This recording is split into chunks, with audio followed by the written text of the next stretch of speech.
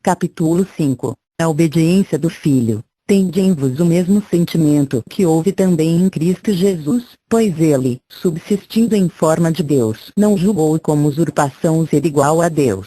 Antes a si mesmo se esvaziou, assumindo a forma de servo, tornando-se em semelhança de homens. E, reconhecido em figura humana, a si mesmo se humilhou, tornando-se obediente até a morte, e morte de cruz. Pelo que também Deus o exaltou sobremaneira e lhe deu o nome que está acima de todo nome, para que ao nome de Jesus se dobre todo o joelho, nos céus, na terra e debaixo da terra, e toda a língua confesse que Jesus Cristo é Senhor, para a glória de Deus Pai. Fp. 2, 5, 11.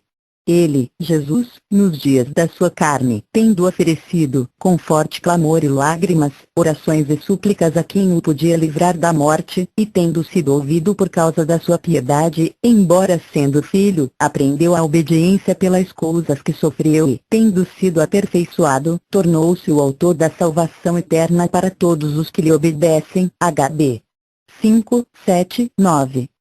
O Senhor inicia a obediência. A Bíblia nos diz que o Senhor Jesus e o Pai são um. No começo era o Verbo, e o Verbo era Deus. Os céus e a terra foram criados pela palavra. A glória que Deus tinha no princípio, até mesmo a glória inigualável de Deus, também era a glória do Filho. O Pai o Filho existem igualmente e são iguais em poder e propriedade, só em pessoa há uma diferença entre o Pai e o Filho. Não é uma diferença essencial. É apenas um arranjo dentro da divindade. Portanto, as Escrituras dizem que o Senhor não julgou como usurpação ser igual a Deus, isto é, não era uma coisa a ser tomada. Sua igualdade com Deus não é uma coisa tomada nem adquirida, pois inerentemente ele é a imagem de Deus. Filipenses 2, 5, 7 é uma seção e os versículos 8, 11, outra. Nestas duas seções, nosso Senhor foi apresentado humilhando-se duas vezes. Primeiro esvaziou-se de sua divindade, então, humilhou-se em sua humanidade. Quando veio a este mundo, o Senhor tinha se esvaziado de tal maneira de glória, do poder, do status e da forma de sua divindade que ninguém naquele tempo, a não ser por revelação, reconheceu como Deus, tratando como homem, uma pessoa comum neste mundo. Como filho de boa vontade submeteu-se à autoridade do Pai e declarou: o Pai é maior do que o João 14, 28. Portanto, há perfeita harmonia na divindade. Alegremente o Pai assume o lugar de cabeça, e o Filho reage com obediência. Deus torna-se o emblema da autoridade, enquanto Cristo assume a posição de símbolo da obediência. Para nós, os homens, obedecer deveria ser simples, porque tudo de que precisamos é um pouco de humildade. Para Cristo, entretanto, ser obediente não foi uma questão simples. Foi muito mais difícil para ele ser obediente do que criar os céus e a terra. Por quê? Porque teve de esvaziar-se de toda a glória e poder de sua divindade e assumir a forma de escravo para poder obedecer. Portanto, a obediência foi iniciada pelo Filho de Deus. O Filho originalmente partilhou a mesma glória e autoridade com o Pai. Mas quando veio ao mundo, de um lado, abandonou a autoridade e, de outro, assumiu a obediência. De boa vontade assumiu o lugar de escravo, aceitando as limitações humanas de tempo e espaço. Ele se humilhou ainda mais e foi obediente até a morte. Obediência dentro da divindade é a coisa mais admirável em todo o universo. Sendo Cristo obediente até a morte, sofrendo uma morte muitíssimo dolorosa e vergonhosa na cruz, Deus o exaltou sobremaneira. Deus exalta todo aquele que se humilha. Este é um princípio divino. Estar cheio de Cristo é estar cheio de obediência. Uma vez que o Senhor deu início à obediência, o Pai tornou-se o cabeça de Cristo. Portanto, uma vez que a autoridade e a obediência foram instituídas por Deus, é natural que aqueles que conhecem Deus e Cristo obedeçam. Mas aqueles que não conhecem Deus nem Cristo, não conhecem também a autoridade e a obediência. Cristo é o princípio da obediência. Portanto, uma pessoa que está cheia de Cristo deve ser uma pessoa que também está cheia de obediência. Hoje em dia, as pessoas costumam perguntar: por que eu tenho de obedecer? Considerando que ambos somos irmãos, por que eu tenho de obedecer a você? Mas os homens não têm qualificações para fazer tais perguntas. Só o Senhor tem esta qualificação. Contudo, ele jamais enunciou tais palavras, nenhum tal pensamento jamais penetrou em sua mente. Cristo representa a obediência, que é tão perfeita quanto a autoridade de Deus. Que Deus seja misericordioso com aqueles que proclamam conhecer a autoridade quando a obediência falta em suas vidas. O caminho do Senhor. No que se refere à divindade, o Filho e o Pai são iguais, mas sendo ele Senhor, foi recompensado por Deus. O Senhor Jesus Cristo foi feito Senhor só depois que se esvaziou sua divindade deriva do que ele é, por ser Deus em sua natureza inerente ser Senhor. Entretanto, é um resultado do que fez. Foi exaltado e recompensado por Deus para ser Senhor só depois que abandonou sua glória e manteve-se no papel perfeito da obediência. No que se refere a ele, é Deus. No que se refere à recompensa, é o Senhor. Seu senhorio não existia originalmente na divindade. A passagem de Filipenses 2 é dificílima de explicar, pois é muitíssimo controvertida além de ser muitíssimo santa. Vamos descalçar nossos pés e pisar terreno santo recapitulando esta passagem bíblica. Parece que no princípio houve um conselho da divindade. Deus idealizou um plano para a criação do universo. Nesse plano, a divindade concordou que a autoridade fosse representada pelo Pai. Mas a autoridade não pode ser estabelecida no universo sem a obediência, pois não pode existir sozinha.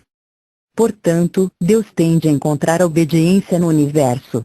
Seriam criados dois tipos de seres vivos: os anjos, espíritos, e os homens, almas viventes. De acordo com sua onisciência, Deus previu a rebelião dos anjos e a queda dos homens. Por isso não lhe foi possível estabelecer sua autoridade nos anjos ou na raça adâmica. Consequentemente, dentro do acordo perfeito da divindade, essa autoridade seria atendida pela obediência no Filho. A partir daí começaram as operações distintas de Deus Pai e Deus Filho. Dia Deus Filho se esvaziou e, tendo nascido em semelhança de homem, tornou-se o símbolo da obediência. Considerando que a rebeldia surgiu nos seres criados, a obediência teria agora de ser estabelecida num ser criado. O homem pecou e se rebelou, por isso a autoridade de Deus tem de ser estabelecida na obediência do homem. Isto explica por que o Senhor veio ao mundo e foi feito igual ao homem criado. O nascimento de nosso Senhor é na realidade o aparecimento de Deus. Em lugar de permanecer como Deus com autoridade, colocou-se ao lado do homem, aceitando todas as limitações do homem e assumindo a forma de escravo. Ele enfrentou o possível perigo de não ser capaz de retornar com glória. Se desobedecesse na terra, como homem, ainda poderia reclamar o seu lugar na divindade usando de sua autoridade original, mas, nesse caso, teria para sempre quebrado o princípio de obediência. Havia duas formas de o Senhor retornar. Uma era obedecendo absolutamente e sem reservas como o homem, estabelecendo a autoridade de Deus em todas as coisas, em todas as ocasiões, sem o menor toque de rebeldia. Assim, passo a passo, através da obediência a Deus, tornar-se o Senhor de tudo. A outra seria forçando o seu caminho de volta, reclamando e usando a autoridade, o poder e a glória de sua divindade, se considerasse a obediência impossível através da fraqueza e limitações da carne humana. Mas o Senhor ignorou o segundo caminho e trilhou humildemente o caminho da obediência, até a morte. Tendo se esvaziado, recusou voltar atrás. Ele jamais tomaria um caminho assim ambíguo. Se o Senhor falhasse no caminho da obediência, depois de renunciar sua glória e autoridade divinas, assumindo a forma de escravo, jamais teria novamente retornado com glória. Só através da obediência como homem é que ele retornou. Assim ele retornou com base na obediência perfeita e singular. Embora sacrifício fosse acrescentado a sacrifício, ele demonstrou obediência absoluta, sem o menor toque de resistência ou rebeldia. Consequentemente, Deus o exaltou grandemente e o fez Senhor quando retornou à glória. Não, foi Jesus que se encheu com aquilo de que uma vez se esvaziara. Antes, foi Deus Pai. Foi o Pai que trouxe este homem de volta à glória. E, assim, Deus Filho também é agora Jesus homem em seu retorno à glória. Por causa disto, o nome de Jesus é preciosíssimo, não há ninguém no universo igual a ele. Quando na cruz exclamou tudo está consumado, proclamou não somente a consumação da salvação, mas também o cumprimento de tudo que seu nome significa. Portanto, ele obteve um nome que está acima de todo nome, e diante do seu nome todo joelho deverá se dobrar e toda língua deverá confessar que Jesus é Senhor. Doravante, ele é Senhor bem como Deus. Ser Senhor fala do seu relacionamento com Deus, de como foi recompensado por Deus. Ser Cristo revela seu relacionamento com a Igreja. Resumindo, então, quando o Filho deixou a glória não pretendia retornar com base nos seus atributos divinos. Pelo contrário, desejou ser exaltado como homem. Desta maneira, Deus confirmou seu princípio de obediência. Como é imprescindível que sejamos totalmente obedientes sem mais leve traço de rebeldia.